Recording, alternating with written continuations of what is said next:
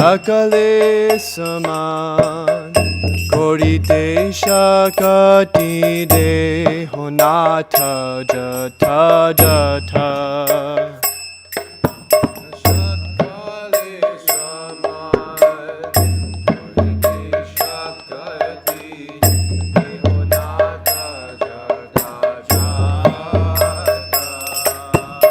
Abe to gaibo hari nama sukhe aparadha habe hata.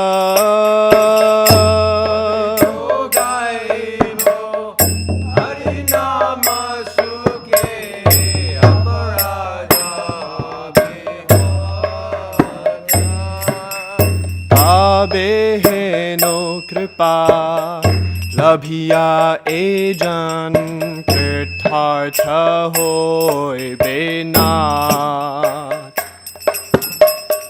Kabhe logipa labhiya ejan kirthartha hoy benat.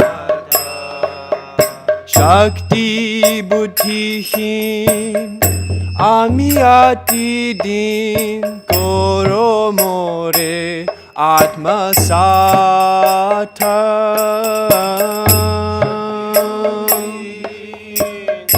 Ami ati din koro more atma sata. Yogyatha vichar Yogyata vichare kichu nahi pai tomar karuna sar. Yogyata vichare kichu nahi pai tomar karuna sar. Yogyata vichare kichu nahi pai tomar karuna sar.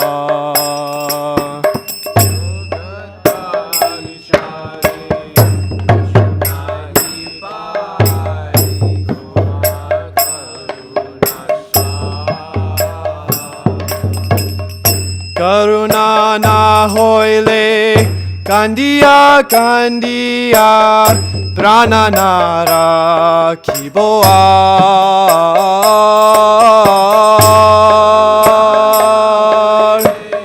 Kandiya kandiya prana nara kiboa.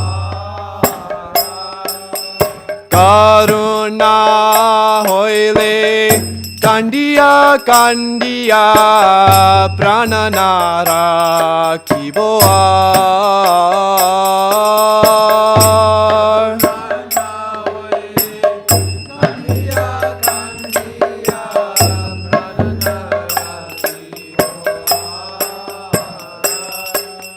Kripa bindu diya koro hoe dase trinak pekatihin.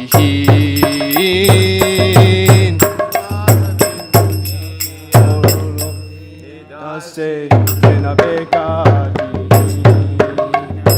Kripa bindu diya koro hoe dase trinak pekatihin.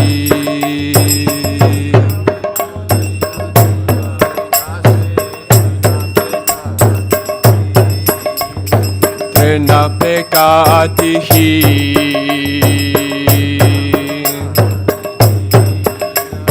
Trina pekatihi.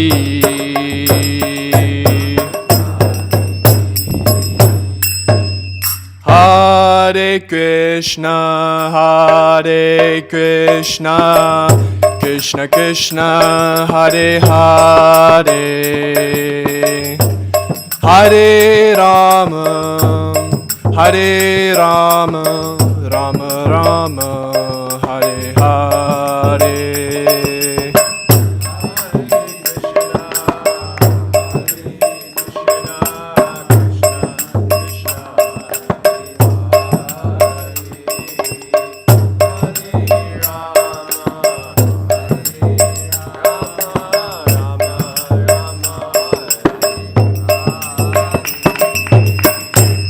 Hare Krishna, Hare Krishna, Krishna Krishna, Hare Hare,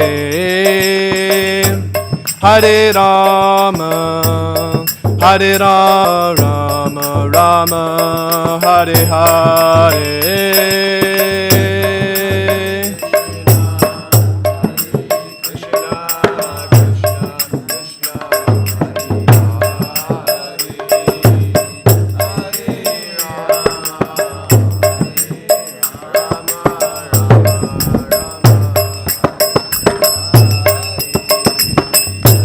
Hare Krishna, Hare Krishna, Krishna Krishna, Hare Hare, Hare Rama, Hare Rama, Rama Rama, Hare Hare.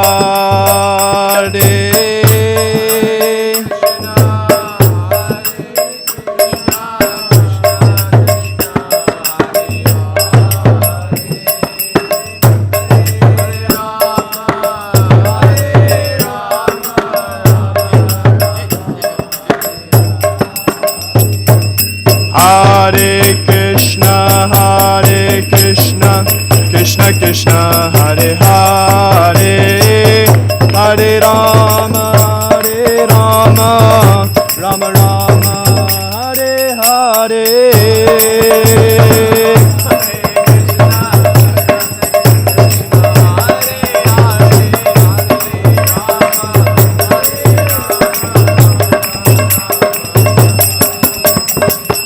Hare Krishna, Hare Krishna, Krishna Krishna, Hare Hare, Hare Rama, Hare Rama, Rama Rama, Hare Hare.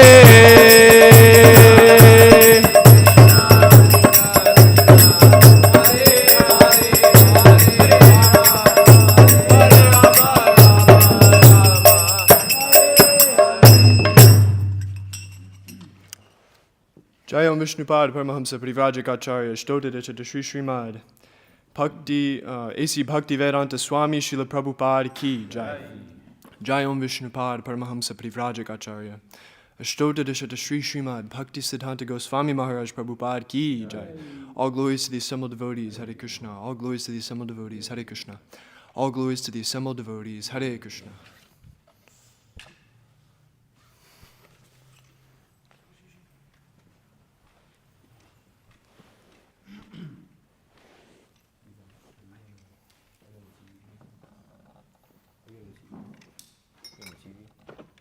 Who's on the TV? I was, sorry. Oh, can you pull up Srimad Bhagavatam 6:15, 16? 6:15, 16. Yeah.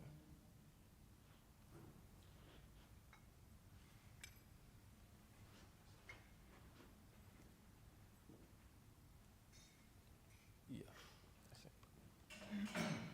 Okay. Om Namo Bhagavate Vasudevaya. Om Namo Bhagavate Vasudevaya. Om Namo Bhagavate Vasudevaya. Om Namo Bhagavate Vasudevaya. Om Namo Bhagavate Vasudevaya. Om Namo Bhagavate Vasudevaya. Okay. So we're reading from Srimad Bhagavatam, Canto 6, Chapter 15, Text 16. Tashmat Yuvam Gramya Pashoho Mama Muradiyaha Prabhu Ande Tamasi Magnasya Jnanadipaha Udiryatam Tashmat Yuvam Gramya Pa. Okay, hold on. Tashmat Yuvam Gramya Pashur Mama Mudadiya Prabhu Ande Tamasi Magnasya Jnanadipa Udiryatam Tashmat Yuvam Gramya Pashur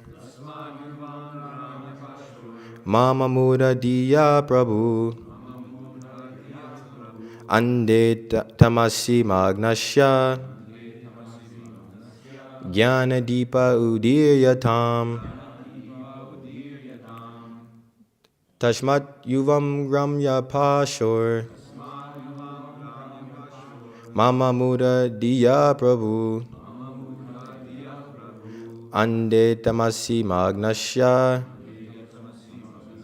Jnana Deepa Udiryatam. Please repeat. Tashmat Yuvam Gramya Pashur. Mama Muradiya Prabhu. Ande tamasi magnasya. Jnana Deepa Udiryatam. Tashmat Yuvam Gramya Pashur. Mama Muradiya Prabhu. Sha. Jnana Deepa Udiryatam.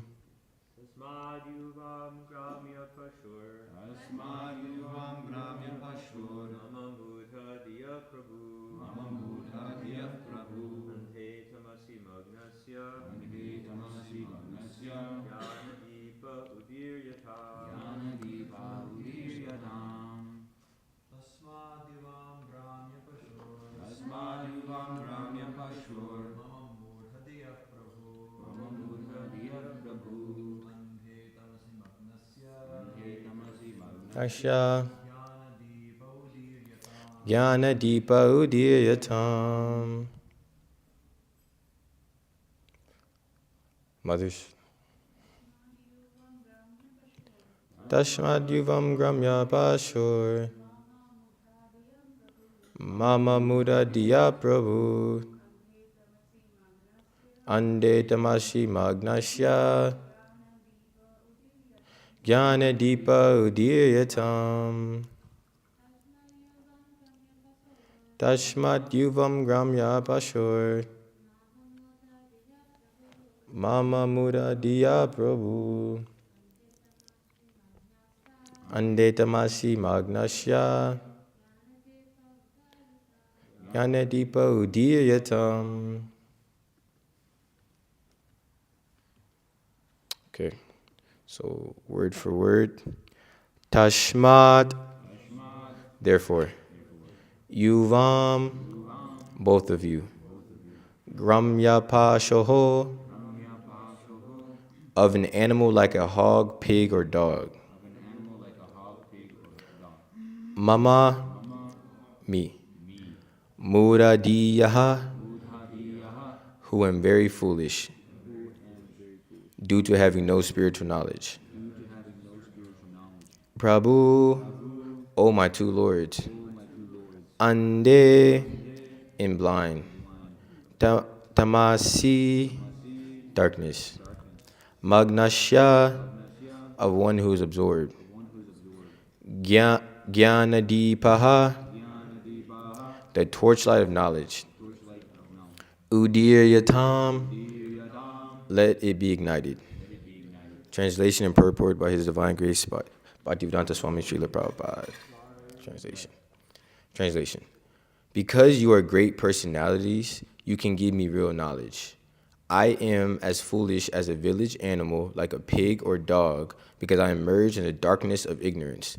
Therefore, please ignite the torch of knowledge to save me. Purport. This is the way to receive knowledge. One must submit oneself at the lotus feet of great personalities who can actually deliver transcendental knowledge. It is therefore said, Tashmat Gurum Babadyeta Jignasu Shaya Uttamam. One who is inquisitive to understand the highest goal and benefit of life must approach a bona fide spiritual master and surrender unto him. Only one who is actually eager to receive knowledge, to eradicate the darkness of ignorance is eligible to approach a guru or spiritual master. The guru should not be approached for material benefits. One should not approach a guru just to cure some disease or to receive some miraculous benefit. This is not the way to approach the guru. Tat Vijnanartam. One should approach the Guru to understand the transcendental science of spiritual life. Unfortunately, in this age of Kali, there are many bogus gurus who display magic to their disciples, and many foolish disciples want to see such magic for material benefits. These disciples are not interested in pursuing spiritual life to save themselves from the darkness of ignorance. It is said, Om Jagannatha Gananjana Salakaya Chakshu Militam Yena Tashmai Shri Gurve Namaha. I was born in the darkest ignorance, and my spiritual master opened my eyes with a torch of knowledge. I offer my respectful obeisances unto him. This gives a definition of the Guru. Everyone is in the darkness of ignorance. Therefore, everyone needs to be enlightened with transcendental knowledge. One who enlightens his disciple and saves him from riding in the darkness of ignorance in this material world is a true Guru.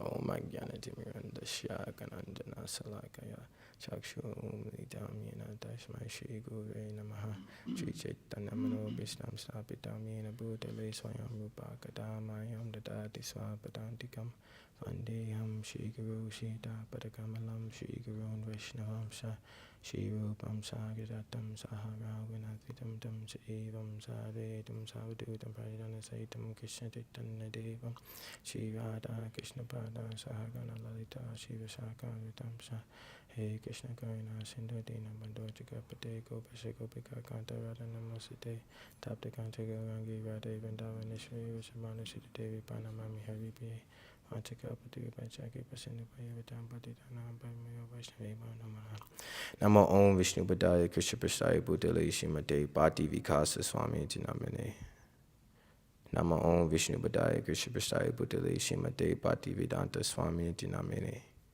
Namaste Saraswati Devi Gauravani Bhajarane Nirvasisha Shunyavadi Pashacha Deshatarane Jai Shri Krishna Chaitanya Prabhu Nityananda Shri Dvaita Gadadhar Shivasri Gaur Bhakta Vrinda Hare Krishna, Krishna Krishna, Hare Hare, Hare Rama, Rama Rama, Hare Hare.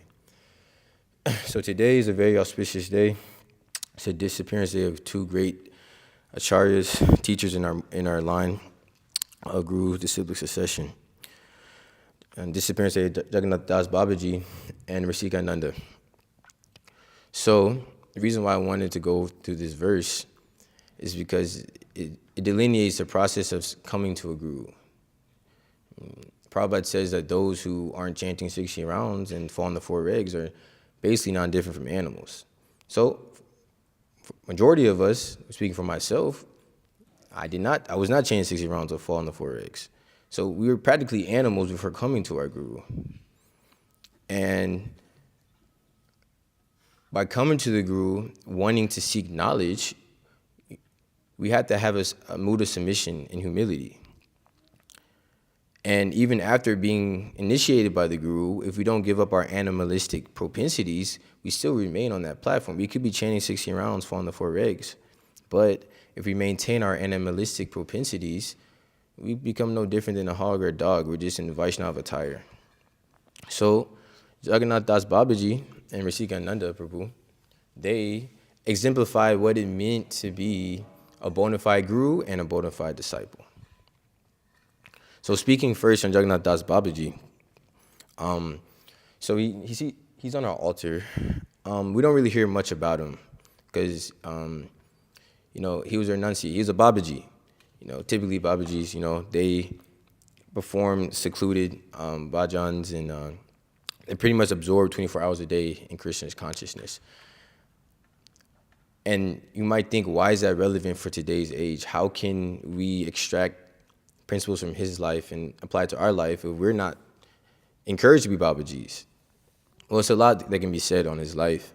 I was going to give a brief overview before speaking on some things that we can take from his life and precepts.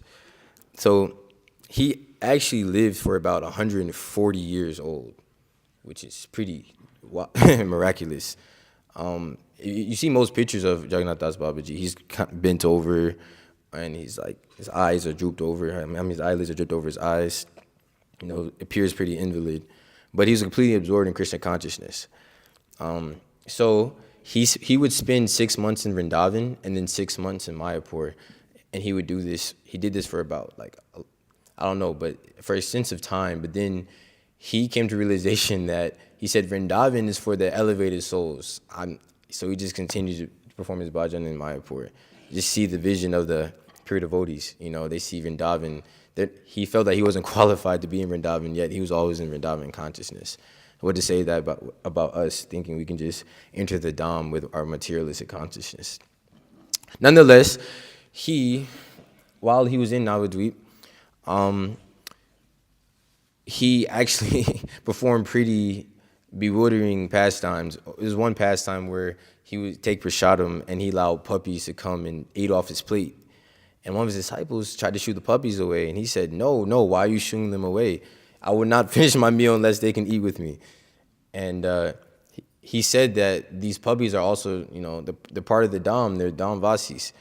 So it's very bewildering for the common man to see how is he an advanced personality, he's allowing, dogs to eat off his plate.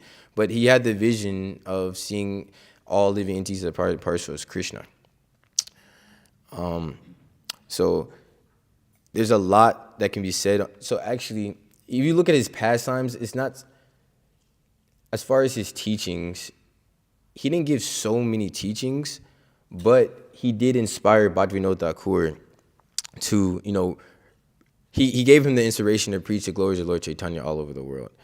And there's one night on one Ekadashi, Bhaktivinoda Thakur spent his whole night practically speaking with Jagannatha Babaji, and he was inspired to take the message of Lord Chaitanya and to imbibe him first and then preach him to the world. So if you look at Guru Parampara, Bhaktivinoda Thakur is the first inaugurator of this Sankirtan movement, but he got his inspiration from his guru. And we just saying that. Jitaguru is saying it that, when I examine myself for qualifications, I found none. Your mercy is everything. Even though Bhaktivinoda Thakur, he's coming from the spiritual world. He's a Nitya Siddha, but he still has his mood of understanding that he's nothing without the mercy of his guru. So Jagannath Das Babaji is very important in the parampara, because that's why he's on our altar, because he inspired Bhaktivinoda Thakur to preach his message all around the world. And then very also thing that's prominent about Jagannath Das Babaji is he actually found the birthplace of Lord Chaitanya Mahaprabhu. So it's said that his servant brought him to the place, because the birthplace of Lord Chaitanya was a discrepancy of where exactly it was. But you needed a pure devotee to feel like the spirit, I don't want to sound like mundane, but the spiritual energy that Lord Chaitanya, because the Dham is living, even when you go there now, it's like Lord Chaitanya's pastimes they're still performing. We just don't see, you can't see with mundane eyes, you have to see it with spiritual vision. So his servants picked him up, took him to the place, and then he can't even walk. He's invalid. He can't even walk. But his servant carried him in a basket. And once he got to the place, he jumped up and started dancing ecstatically. He said, "Oh no, this is definitely the place. This is the place that Lord Chaitanya was born." So you just see that, like I said, the spiritual energy. Those who are Uttamadhikaris, the Paramahamsas, they can see Lord Chaitanya's pastimes going on even without mundane vision. He couldn't even see. He needed his servants to open his eyes. He couldn't even open his eyes by himself. But because he's so in touch with Krishna, he was able to see it. And actually, and also he encouraged the deity worshipper to go on a Srivas Angan. And I remember we went there actually, and I think Suresh was there too. And it was a pretty mystical experience. I remember we went there, and it was like nobody was there really. We were there, we were just like doing some kirtan. And out of nowhere, like kirtan started getting ecstatic. And then out of nowhere, like all these people started filling into the room. And then I look around, like all of us have garlands on our neck. We're just like, whoa, where did this come from? And then once we stopped the kirtan, everybody just left, and it was just quiet again. It was a really like mystical experience. But it just shows that this Sankirtan movement, when you perform Harinam Sankirtan, Krishna will send people to you. He sends people. Yeah, that was a pretty mystical experience for me. But another thing that he's known for is he actually encouraged Bhaktisiddhanta Saraswati when he was at 12, I think he was 12 years old, to start a Vaishnava calendar. So even this day, we know all the acharyas. So he told Bhaktisiddhanta Saraswati to compose a calendar marking the appearance and disappearance days of all the acharyas and Krishna's incarnations appearance days. So you see, it's like so many little things that he instilled in this paramparas, but a lot of it doesn't. It's not really seen. But like I said, we are pretty much living off the mercy of the disciplic succession, and by his mercy of instructing Bhaktivinoda Thakur and gave him the inspiration to preach, Lord Chaitanya's mood all over the world. That's why we got involved in this. But it's not easy to be a Babaji. Prabhupada actually, in Transcendental Diary, there's a guru, and it's two examples. One, he's one before Bhajan. I think he wanted to chant 200 rounds. And Prabhupada said he's just a rascal fellow. It's better he just go preach. He's in the Dham, but Prabhupada says it's better you just go preach. Being a Babaji in this day and age is not practical. There's another example where somebody, I think he's disabled. I don't remember if his hand or his leg. It's something that happened. He was disabled. And he wrote a letter to Prabhupada like, yes, Prabhupada, I can't perform my service. I can barely even move. But I request to take Babaji initiation so that, I can just chant all day. And Prabhupada was reluctant to give it to him because Prabhupada knew, okay, I can give this Babaji initiation to you, but are you qualified to just chant all day? So we shouldn't imitate. We should not imitate Jagannatha Das Babaji. Okay, but what we can learn from him is this principle of renunciation. So if you look at his life, he hardly slept, he hardly ate, but he didn't do it artificially because he was absorbed in Krishna consciousness. This is the goal, to be absorbed in Krishna consciousness 24 hours a day. This is the goal. And the Babajis who are, bona fide, they're able to do this. But for us, we have to engage in seva. We have to engage in seva. So there's been a discussion all week about this. You have the bogis and tyagis. But ultimately, those who are enjoyers, they're just, when they get frustrated, so tyagis are just frustrated bogis. Because they're frustrated and enjoying, they just renounce. But this is also a form of sense gratification. But Jagannath Das Babaji wasn't like that. He didn't just renounce because he was frustrated. He was actually on the platform of serving Krishna. So we should aspire to be this. We should be savis. And you see, a symptom of advanced person in Krishna consciousness is he speaks only Krishna Katha. And you just examine his words. The symptom of a person who's advanced in Krishna consciousness, he only speaks of words relating to Krishna. But in order to, and when you speak, because you have, Shravanam, Kirtanam, and you have Smaranam, remembering is also very important. I think it's not emphasized enough, actually, in our movement, this process of remembering Krishna. Because we can read a book, but if we don't remember what we read, then we're just contemplating on sense gratification. I try to make it a practice that after I read, before just running off and doing here and there, just sit and just contemplate on what you just read. This contemplation helps you absolve yourself from these material desires. We shouldn't be so absorbed in the mode of passion that we're just running here and there to do our services. No, while we're performing our services, we should remember what we read that day. We should remember. This is the process of renouncing. So the thing is, you can renounce the world. It's actually not so hard to renounce the world. There's so many people do it. College students, they're foremost. They renounce the world. They're frustrated in school. They just go on their phone. They renounce, I'm just going to sleep all day. I had an experience as well. I was depressed in college at one point, and I was just sleeping all day. I'm renounced. I'm done with my friends. I'm just going to sleep all day. Yeah, you're renounced in one sense, but you don't renounce your material desires. So better than renouncing, physically is renouncing your material desires. This is the hard part. The hard part is renouncing your material desires. But Jagannath Das Babaji, because he was absorbed in Krishna Katha 24 hours a day, he was able to do this. That's why we should remember. We should chant, we should hear, chant, and remember. This is very important. Very important. And you see this actually with Markandeya Rishi in 12th canto. He was so absorbed in remembering Krishna, so absorbed that Lord Shiva himself came in front of him because he wanted to give him benedictions, and he couldn't even recognize Lord Shiva because he was so absorbed in meditating on Krishna. He was so absorbed in meditating on Krishna, he didn't even recognize Lord Shiva. And Lord Shiva saw that, like, oh wow, he's really absorbed. So Lord Shiva, like with his mystic potency, entered within his mind, and then Markandeya Rishi broke from his meditation. And then Lord Shiva was very pleased. He said, I'm very pleased by your staunch devotional service. I just want to offer you benedictions. What can I give you? And what did Markandeya Rishi ask for? remembrance of Krishna. He's already remembering Krishna. And he asked Lord Shiva can I get some water? He asked Lord Shiva to help him further remember Krishna. So this is a real benediction. Everybody wants benediction. You want money, you want wealth, you want fame. But the highest benediction actually is to remember Krishna 24 hours a day. Even when you're having it, you just can't, you want more and more of it. You know, we should engage our intelligence and our mind in Krishna service. Both. The reason why is, what's the verse? Sariram yadav apnoti yat chab yud kramatishvara grit vaitani samyati Vayur Gandani Vashayat.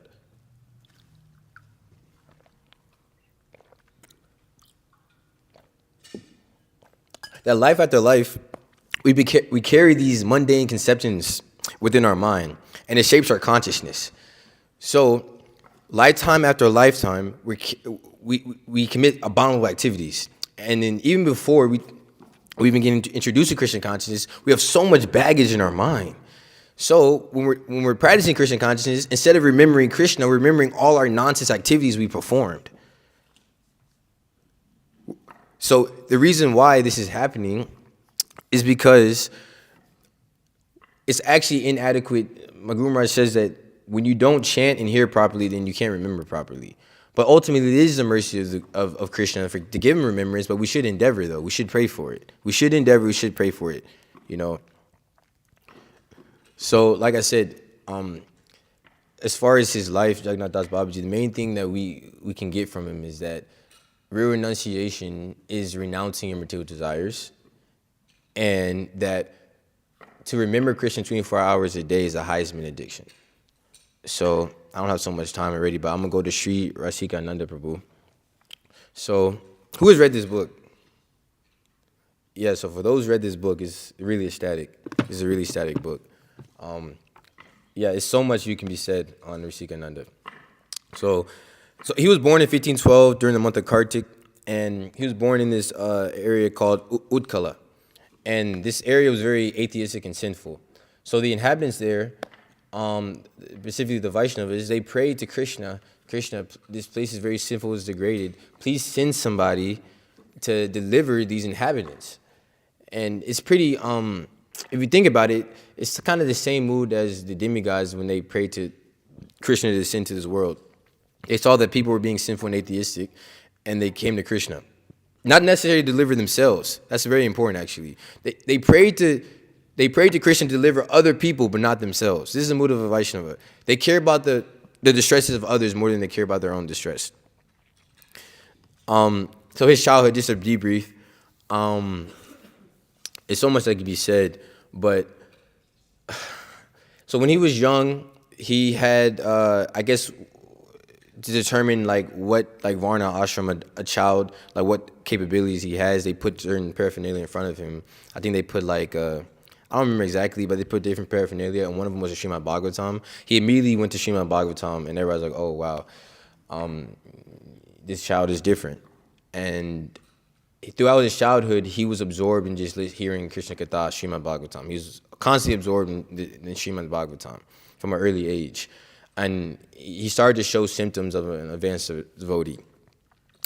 And at an early age, he understood religious principles, and he also understood Vedic, the Shastra, the Siddhanta, because he would go to cows, he would feed the cows, and every time he saw a Brahmana or a Vaishnava, he would touch their feet. It wasn't artificial. He genuinely had respect and love for the cows and the Brahmanas. This is something, like I say, he's a Nitya Siddha, so he came from the spiritual world. But examining his life, you see, in the Bhagavad Gita, Arjuna asks, what is the symptom of advanced soul? How does he walk? How does he talk? How does he, all these things. You see this in the life of Rasikananda. Everything he did was Krishna conscious. And trying to go to his adulthood, I don't want to do a crash course, but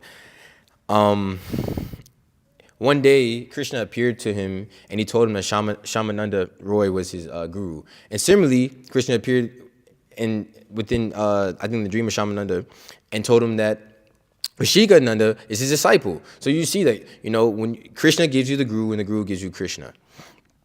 So he came, long story short, he took initiation under Shamananda Pandit, And he pretty much told him that, go preach the glories of Krishna consciousness, make disciples all over the world. So there's one pastime with Damodar Das, and I'll read that briefly.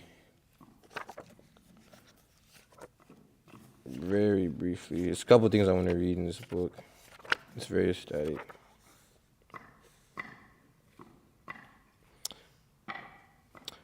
Okay, so this is Shamananda and Rashika. They went pretty much traveling, doing TSKP, you can say, just trying to make disciples, preaching Krishna consciousness. So they entered the village Chakulia and visited the house of Damodar Das. Damodar practiced yoga and always considered topics of yoga within his mind. I'm just going to skip a little bit. So pretty much Rashikananda and Shamananda Prabhu, they preached to Damodar about the practice of Bhakti yoga, but Damodar Das was like, he was engaged in like yoga and jnana meditation. So even after convincing him of the authority of Bhakti yoga, Damodar replied, "Yes, I must dedicate myself to the service along with my whole family. However, before that, I want to see something transcendental with my eyes." So you see this. You can present all logic, all facts to people, but certain people, because of their hangups, they want to see things with their mundane eyes. They want to feel Krishna with mundane eyes without experiencing him through transcendental vision. But because he was with pure devotees, they gave it to him. So long story short, Damodar Das went out. He was meditating by a river, doing his yoga practices, and then he saw Krishna there, and he saw Shamananda Prabhu serving Krishna with betel nuts, and he was shocked. He was like, "Wow, this is God, and I just saw this Prabhu, and he's serving him personally." So you see this, externally you might see a devotee, he might be just engaged in kirtan or going, but a pure devotee like Prabhupada, he's always with Krishna. He's always in Vrindavan consciousness. And Damodar Das got this vision of seeing Shamananda and Krishna together, and he immediately became their disciple. So they ignited the torch, like the verse I just read today. They ignited the torchlight of knowledge within him. This knowledge of understanding who you are as part and parcel of Krishna. So, like I said, a lot can be said.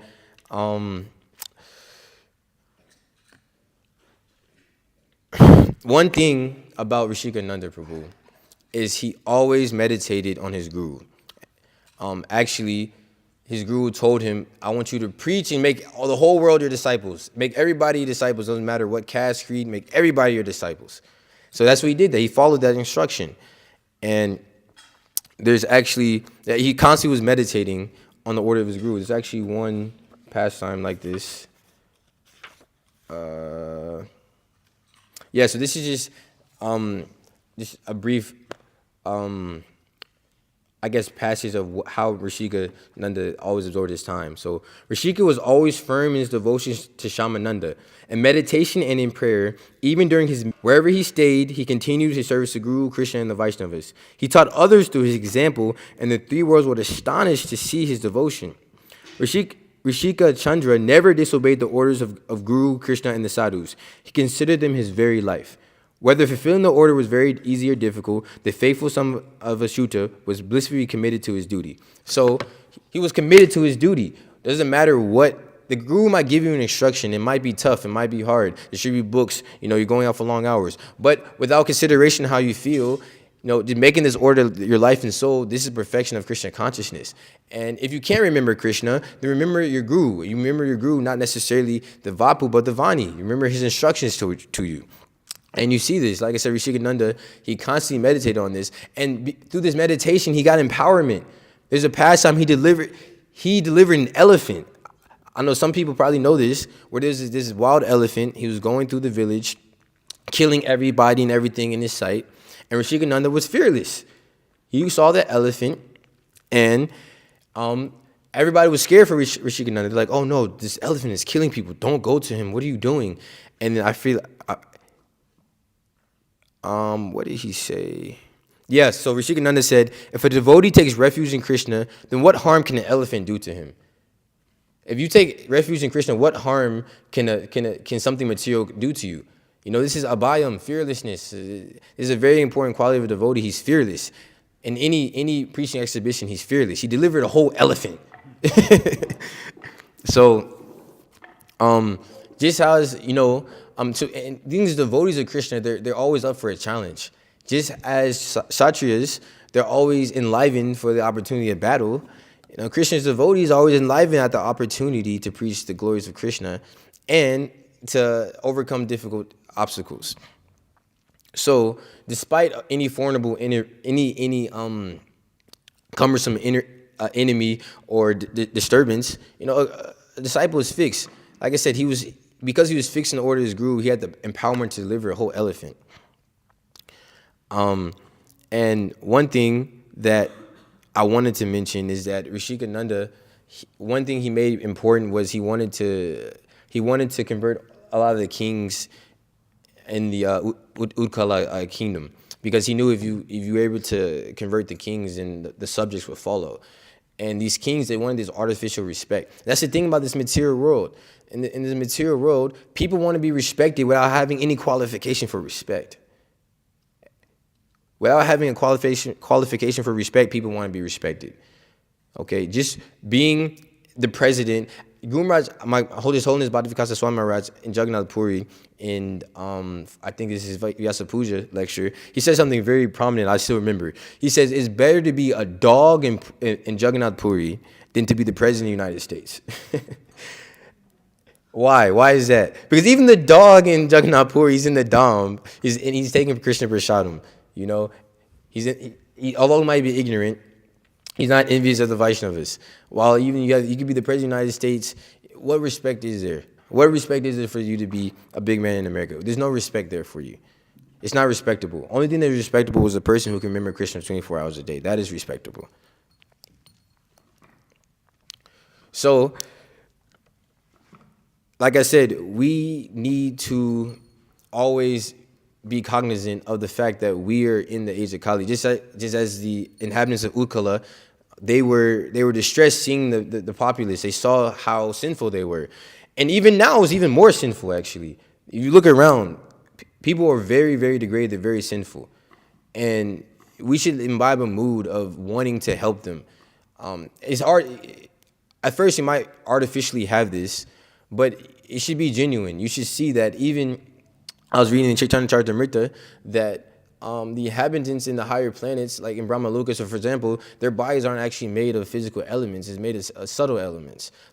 So they don't experience the pangs of birth, death, old age, and disease, but they do experience miseries of happiness and distress because they're affected by the subtle mind. But even them, even though they're not affected by gross elements, but they're affected by the subtle elements. They look down, they see us on the earth and lower planets, and they're distraught seeing us. They see how much we're suffering. And it's genuine. And you should have a genuine desire to help spread the mood of Krishna consciousness. And is one pastime with Rasikananda where his wife, she was cooking, she had boga prepared for the Lord, and she was cutting up, and her baby was crying, her baby was hungry. So she stopped cutting up, she tended to her baby. And Rasikananda saw this, and he chastised her. He said, what do you, you're going to stop service to the Lord for this baby that you have more affection for the material platform than you have for the spiritual platform, essentially. He rebuked her. He chastised her. At first, she might not understand what was going on. She's like, well, I'm just trying to serve my kid. But no, he was trying to instill in her that Krishna is your first duty. You serve Krishna first, and all other considerations come secondary. And you see this, that the chastisement of the guru is actually a blessing, actually. It's a blessing. Why? Because when we get chastised by the Lord, or the bona fide representative of the Lord, it allows us to get us back on track. And you see this with Lord Rama. He got banished, and Lakshman was like, no, we're going to fight this, we're not going to do this. And Lord Rama was like, well, this might just be the will of the Lord. This is the fate of the Lord. We have to cooperate. So we should understand the will of the Lord, and we should be able to understand when things are going adverse with us, is really Krishna rectifying our material desires. There's actually, can you go to Canto 8, chapter 22, text 5?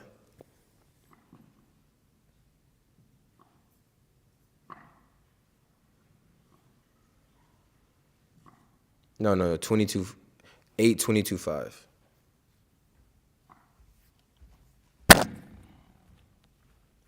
Yeah, no, go down.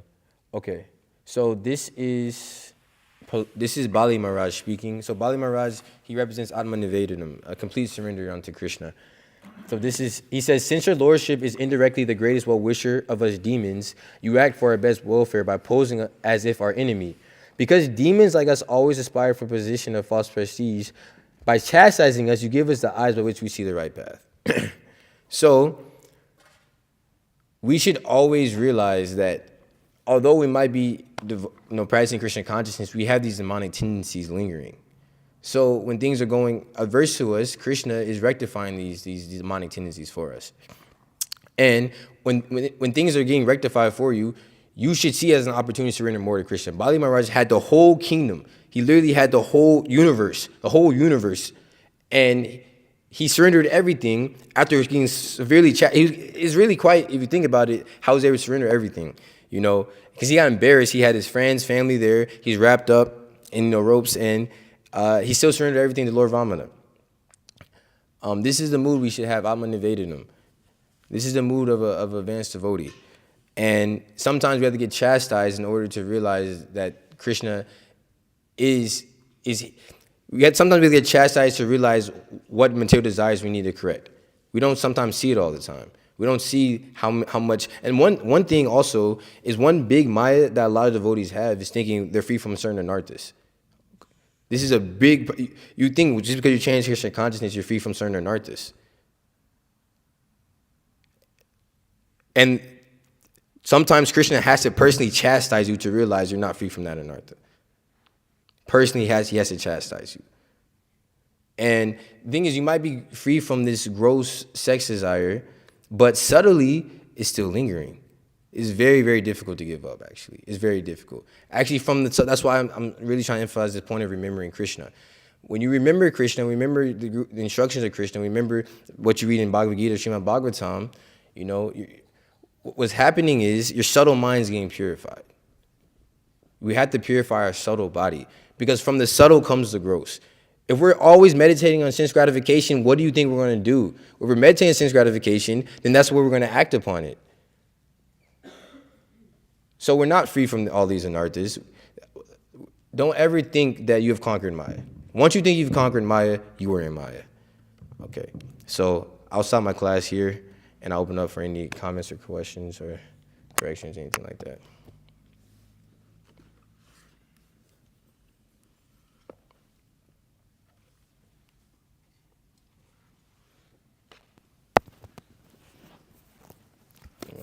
I have something.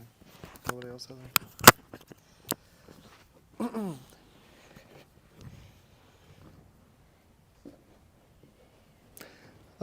You mentioned how he would let the puppies eat off the plate. And some people may not see that as advanced. At least in the Western world, they would. Yeah. People become offended when a dog walks by us on book distribution and we're kind of backing away or something. Yeah. It's really weird to them, we're discriminating like that. But then, yeah. Second question is, I'm not really understanding. The baby was hungry and he was chastising her. It seems because mother's duties, obviously she's raising a Vaishnav at the same time and Yeah. So the point was that her child was hungry and the Lord was hungry simultaneously. So while she was preparing Boga for the Lord, because you should offer. We don't have deities, but when you have deities, you should offer Boga to them at certain times of the day, fixed times. So at the time where it was time for the Lord to eat, her baby was also sick. The reason why he rebuked her because he was saying okay, you understand your baby is hungry, but the Lord is also hungry, and the Lord is actually our main focus. We focus on the Lord, and then everything else comes secondary. We shouldn't put our material situation before our service to the Lord. That was the main issue. The main issue is, and you see this practically, people might get engaged in family life, and they kind of drift away from chanting. They try to drift, and they're oh no, I have to serve. I have to make all this money for my family and do all this stuff. but then they're neglecting their real interest. So her real interest was to serve Krishna, actually. She's serving the baby, but she's attached to the baby based on the material platform. She's not part and parcel. The baby's not part and parcel of her. She's part and parcel of Krishna. So her real first duty is to do that, and then everything else comes secondary. That's why he rebuked her. Does that make sense? No. It doesn't make sense? Sorry, I don't get it. Because then, like, at least if we practically applied that now, we would be talking about like encouraging like child neglect or something. No. So you have to understand. I don't really understand. At least in this circumstance, it seems like hard to. Yeah. So you have to understand the vision of a Uttamadikari as well. So Rasikanada, he's a pure devotee. He's seeing everything as spiritual, and he's seeing that this baby, just like I just read with actually this verse with Chitraketu. This verse actually that I read today, the 6:5:16. This is Chitraketu. He was lamenting because he lost his child. Through his lamentation in Narada Muni, it was Angira Muni, I think. They came and they were telling him, actually, these kids really don't belong to you. They're not yours. You're lamenting for something that doesn't belong to you.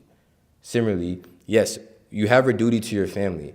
That is important. But Varnashram Dharma, you have duties to, material situations. But ultimately, we shouldn't be attached to material situations. We should be attached to service to Krishna. So we should never neglect service to Krishna for material duties, ever. So you serve Krishna, something comes up, you serve Krishna first. And then you tend to, it's not that because she tended to the baby, that wasn't the problem. The problem was she should have served Krishna first and then tended to the baby. Does that make sense? Her first duty was to offer bhoga because the baby, although he was crying and hungry, she should have offered food to the Lord first because that's her first duty. That's why he rebuked her. So it's all a matter of just duty. You got to understand what your duty is. If you become attached to the Varnashram system, you become attached to the material platform. So ultimately, Rasikananda Prabhu, he taught that we have to be attached to the service of Krishna. That's our foremost duty.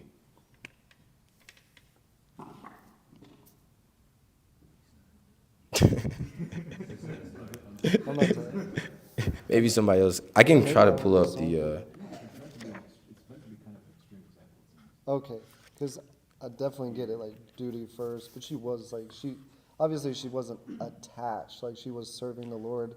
Right. And then she we're dealing with like a real world situation here, like right. Okay. that we gotta like tend to, and right. then get back to my service. Not that I think the main thing is especially with deity worship. Deity worship is that's another thing. It's one thing is okay. I'm trying to think of an example. We're supposed to go in Sankirtan, right? We're supposed to leave at this time. But at the same time, our landlord comes and okay, he's about to shut off the power or something. It's not oh, well, time to go to Sankirtan. It's not because it's a little different, in that situation, it does take intelligence. It does take intelligence to realize, he's saying, it's an extreme example, just understanding, especially when you're worshiping the deity, is it'd be very intricate and very delicate in how you act when you worship the deity. That's another part of what she was worshiping the deity, and she stopped worshiping the deity to pretty much tend to her child. That's another thing. So, like I said, it's time, place, and circumstance. I wouldn't use that for every single instance. The point I was making was that we have to place service to Krishna over service to our material.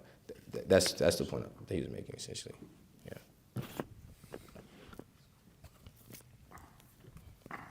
Just to throw in an example of another great devotee putting the service of the Lord above the welfare of his family. What was it? Shivananda Sain, I think. He was in charge of making all the arrangements for the devotees while they're traveling, and they did not yet have a place for everyone to stay and everything like that. So Lord Nityananda, who was very hungry, he cursed his sons to die. And Shivananda Sain, his wife, was, hysterical. And so Shivananda Sain asked her what happened, and she explained. And he said, you crazy woman, let my sons die. Right. We've caused inconvenience to Lord Nityananda. So he was more concerned with remediating the Lord Nityananda's inconvenience first. Right. But this is a vision of the pure devotees. We shouldn't artificially do that, because say you really are attached to your child and you do that, but then you now you're attaching the mind. He actually wasn't attached at all. So it's really hard to understand the activities of a pure devotee. It's really hard to understand that, but yeah, that's a good example. Yeah. Anybody else? Okay, Mataji.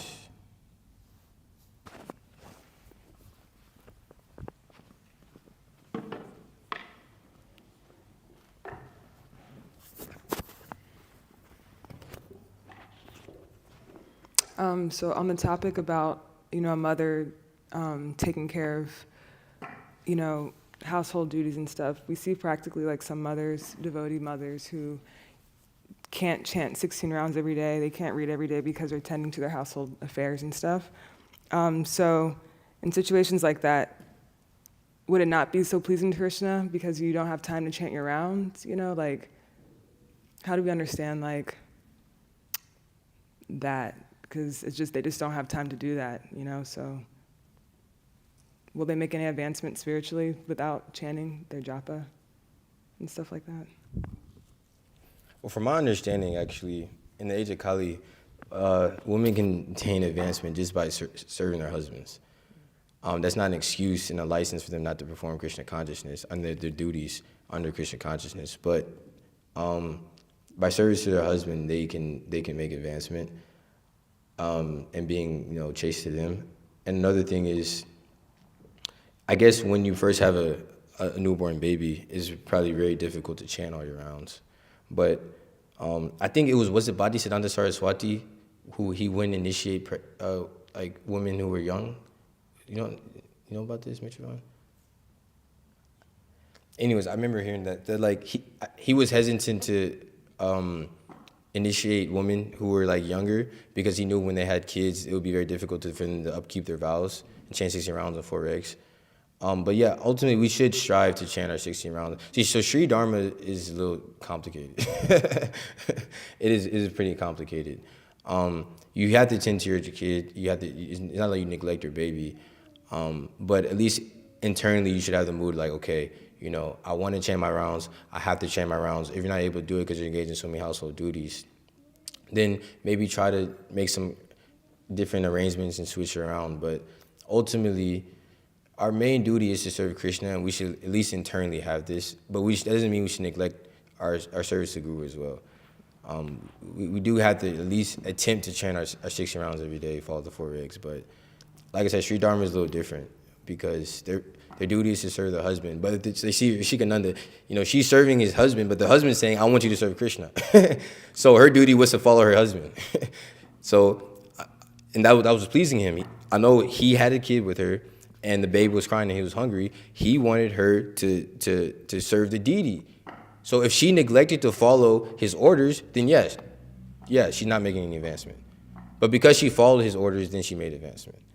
So that's the main thing is we should at least internally imbibe the mood of wanting to be pure devotees, not just be lackadaisical in our practices. So.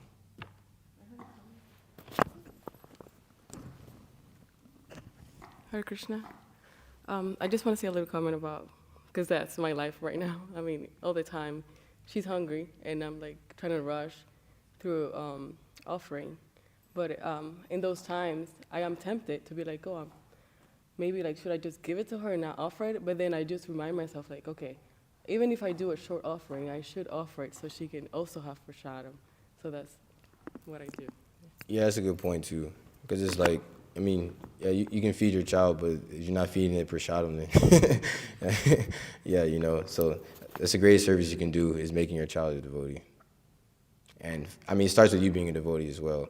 So, and like I said, majority of us come from degraded backgrounds.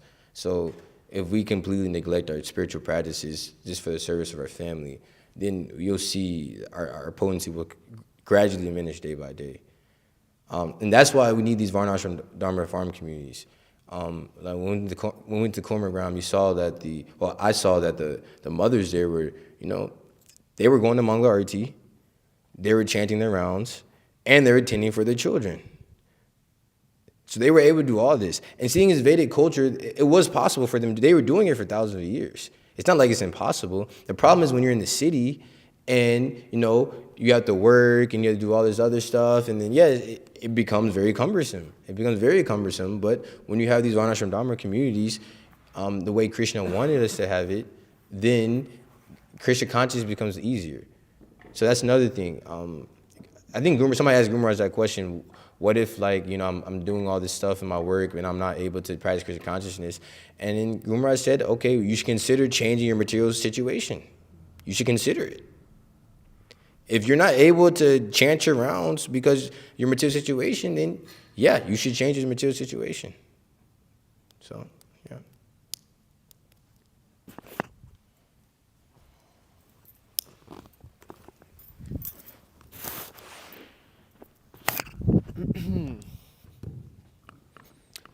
I know some personal servants of our Guru Maharaj, and Vishnu Chitta Prabhu also has this experience, but they're extremely busy, like barely sleeping, just trying to maintain the body, and oftentimes they don't have time to chant their 16 rounds. Yeah. And so what they do is they have like a backlog of like, okay, I didn't chant 6 of my rounds today, so I'll add that, and at some point I got to chant that another day. Now, serving the Guru directly and serving one's family, it's a little different. I mean, it's a lot different, but it's just an example of like the Guru prescribes 16 rounds, but the Guru may also make an exception. Right. That being said, Bhaktisiddhanta Saraswati Thakur gave his disciples so much service on top of prescribing them to chant 64 rounds a day. Right. And they were just so swamped, not enough time to sleep, not enough time to do anything.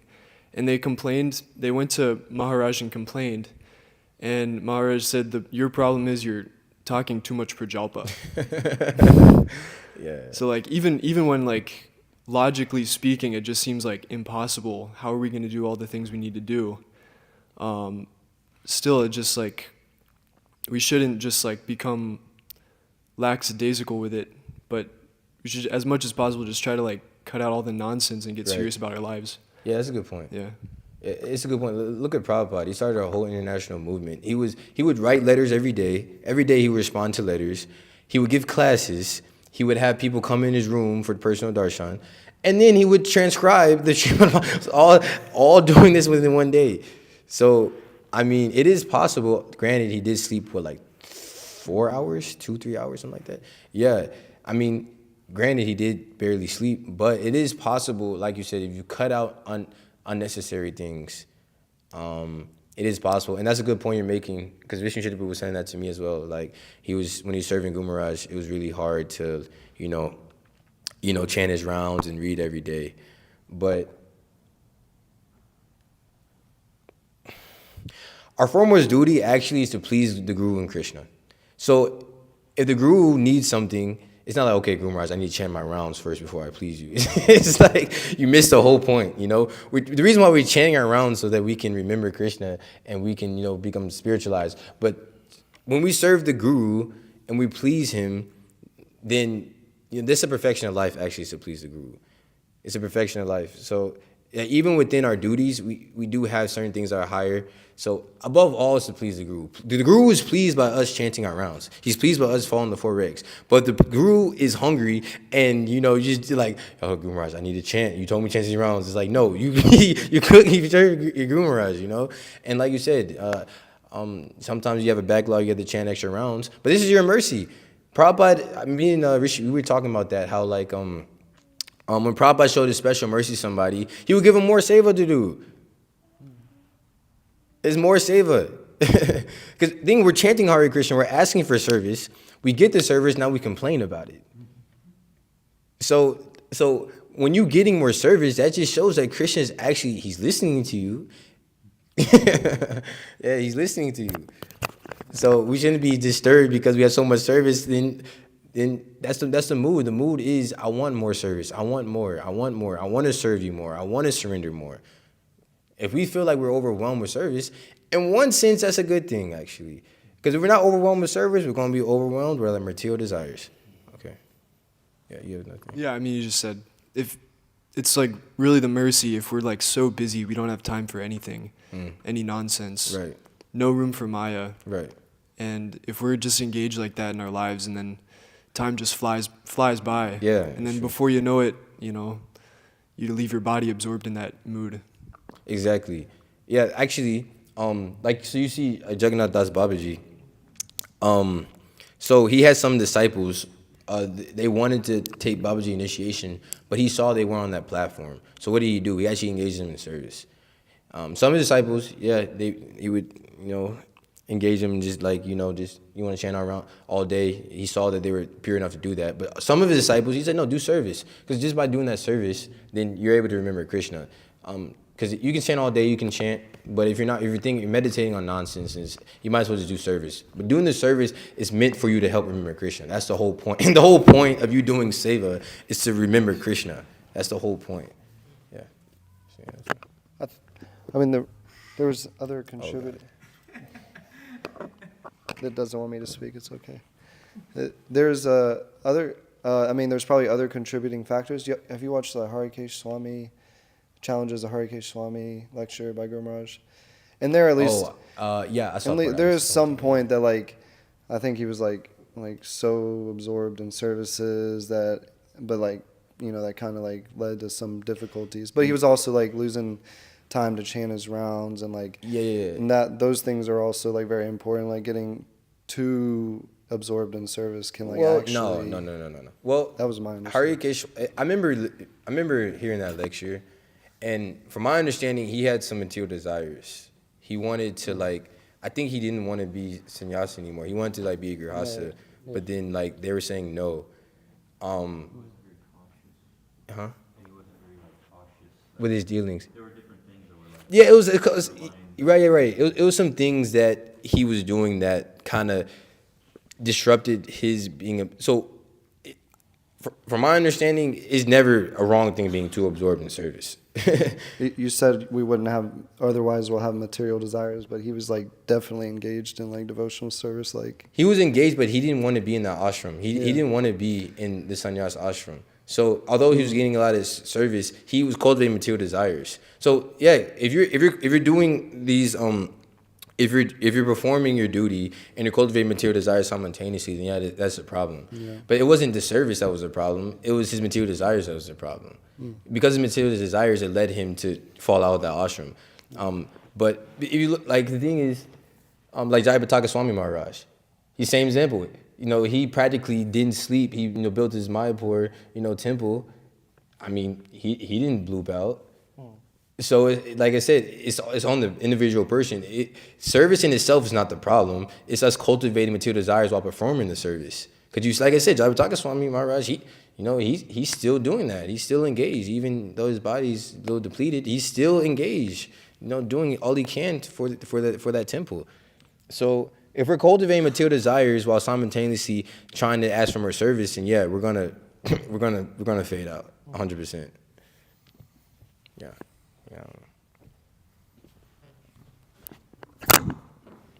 In this lecture, Guru Maharaj told also that when you should start to neglect the rules and regulations, you can fall down. Because he told, particularly this situation that he started to neglect this mangalarity and associate with the women. Right.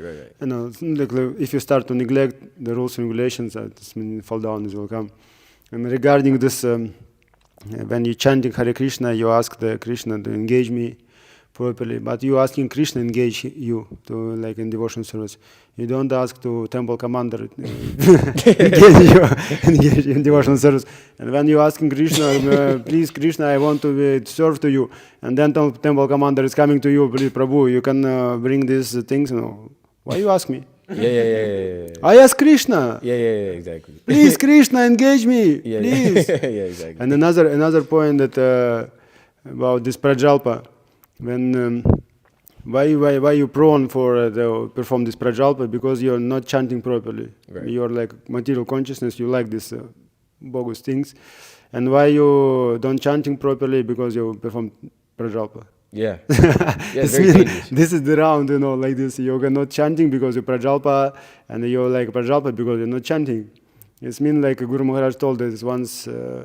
Exactly, very interesting example. If you want to go to WhatsApp, to check some message, like to see maybe somebody wrote you a message, or what about this group, or this is a like spiritual group, maybe they have some quotes from Srila Prabhupada, or maybe some interesting video. And Guru Maharaj told, like, if you want to go to WhatsApp to check these things, better chant one more rounds. Yeah. Better, even if this group is spiritual, even if like some spiritual topics and what to speak about Prajalpa. Yeah. Better to chant one more round. Yeah, Prajalpa is very, and the thing is, just like, as a conditioned soul, it's like it's natural just to want to do Prajalpa, you know? Like, you do it without really thinking about it sometimes. Like, I had to literally tell myself, no Prajalpa. Like, when you want to do it, you're like, okay, no. But the thing is, there's so many things to talk about in Krishna consciousness, so many things. It's not like we just sitting there talking about Krishna's pastimes. It's also like, okay, you know, how can we increase book distribution? You know, how do we, you know, cook better? How do we learn the mridanga? How do we do so many different services in Krishna consciousness for us to talk about, you know? And what do we, as far as the philosophy, you know, how can I understand this better? Like what we're doing now. Krishna is pleased by this.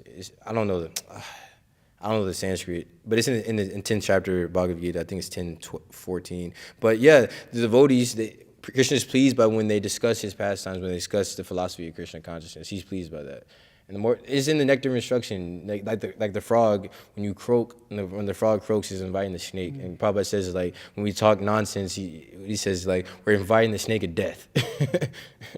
So yeah, it's a good But point. another point that you should be not so dry.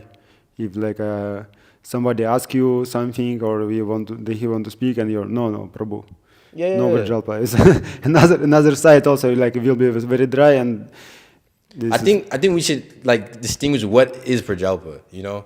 Like if somebody asks you like, yeah, Prabhu, like how'd you like the prasadam? It's like it's not Prajalpa, you're talking about Krishna. Or it's like, how are you feeling, Prabhu? It's not necessarily Prajalpa. Prajalpa is when you just speak nonsense talk. Nonsense about these material affairs that's going on. Like talking about like politics, like all this other stuff, though, like this is nonsense stuff. So many things you can talk about in this material world. So that's a good point. It's not like somebody wants to talk to you just to like understand. And another thing is Guru Maharaj, he said that when he was in London, he didn't know who the prime minister was. Somebody asked him a question, and he knew who the prime minister was, because he was like, yeah, I'm only engaged in this, I'm not. And he said, actually, sometimes it is important to, like, what's going on in the world. So if something's going on in the world and you're talking about it, it's not necessarily Prajalpa, because as devotees, we also need to understand what's going on so we can learn how to fix it. So that is a good point. it's very, very teeny line. It's a very, very, honestly, it should be like a whole like seminar on this, because it is very thin line, because like you can start talking about, yeah, you know, somebody's got elected as president, and then start talking about a whole bunch of nonsense, but you have to learn how to divert it to Krishna consciousness. Like, yeah, he's doing this, and this, but you know, you can, it's always like Prabhupada, for example. I was speaking about this yesterday. He always saw an opportunity to preach about Krishna consciousness. I know it's about to be 9 o'clock, but he was on Juhu Beach, and he saw just a man bathing. He just saw a man just in the ocean bathing, and he said, Lord, just look. I used to be that young, you know, I was a young man, now I'm an old man. Look how fast time goes. It's just like, you know, the vision of a pure devotee, you know, you see anything, he can see anything related to Krishna. So we should learn how to do that. It is very difficult, but we should at least attempt to try to. And we see Prajalpa starting to manifest within our dealings with devotees. One of us just have to curb it. Like I said, it's very easy to get caught up in Prajalpa, but we have to at least make endeavor to curb it. Okay, it's 9 o'clock.